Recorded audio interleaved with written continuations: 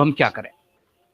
आप क्या कहेंगे? देखिए, निश्चित रूप से पंकज जी, सबसे पहले तो मैं सोनी साहब की एक बात को थोड़ा सा करेक्ट करना चाहूंगा। हम्म। सोनी साहब ने कहा लगभग 50-58 करोड़ रुपए की बात की, लगभग 300 करोड़ रुपया। आज संसद का 11वां दिन है। लगभग 5 लाख रुपया राज्यसभा और लोकसभा, जब हम दोनों सदनों की बात करते हैं तो लगभग 5 लाख रुपया 1 मिनट का खर्चा आता है, यानी कि 3 करोड़ रुपया 1 घंटे का। और लगभग एक दिन में सामान्यतः 6 घंटे संसद चलने की परंपरा रही है। अगर आवश्यकता पड़े तो इसे बढ़ाया जा सकता है जी। और आज 11वां दिन है। अगर हम छुट्टी काट दे तो लगभग 66 घंटे, 66 घंटे में केवल 6 घंटे के आसपास काम हुआ है अब तक, वो भी जो पहले दिन राज्यसभा में थोड़ी जो राज्यसभा की कार्रवाई चली। लगभग 300 करोड़ रुपया देश के टैक्स पेयर का मिट्टी कर दिया इन सांसदों ने। आज जो विपक्ष की भूमिका है, मैं बताऊं आपको, लगभग 70 लाख रुपया एक सांसद के ऊपर सालाना खर्चा आता है, उनकी सैलरी, उनकी एयर टिकट, उनकी रेल टिकट वगैरह डाल करके। और इसके बाद अगर हम इससे आगे जाए तो उनकी गाड़ी, बंगला और जो इनको सिक्योरिटी और जो अलग अलग प्रकार के पेट्रोल अलायंस वगैरह वगैरह जो मिलता है, तो ये बहुत ज्यादा हो जाता है।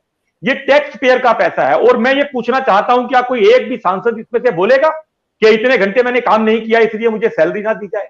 और जहां तक बात है ये पेगासस जिसको लेकर के, संसद चलने से पहले की अगर मैं आपको बात करूं तो विपक्ष ने जो एजेंडा दिया था उसमें 3 विषय थे।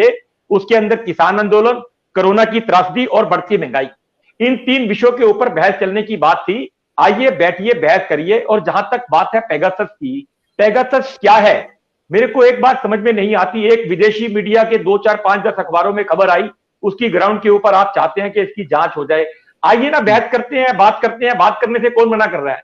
हालात वो बन गए हैं कि कौवे ने कहा, किसी ने कहा कौवा आपका कान ले गया, और अपना कान देखे बिना हम कौवे के पीछे भागना शुरू कर दे। किसी ने कहा कि आपकी रिकॉर्डिंग हो रही है, भाई करेंगे, जांच करेंगे, आप एफआईआर करवाइए, आपने फोन जमा करवाइए, कौन मना कर रहा है? परंतु जिस प्रकार से देश की जनता के टैक्स पेयर के पैसे को खराब कर रहे हैं, जो महत्वपूर्ण विधेयक इस दौरान संसद में पास होने चाहिए, जो देश के विकास के साथ जुड़े हुए हैं, जिस प्रकार से कोरोना की जब हम बात करते हैं, थर्ड लेयर आने की बात चल रही है, न जाने उस समय भविष्य में क्या छुपा है, आप उसके ऊपर चिंता नहीं कर रहे।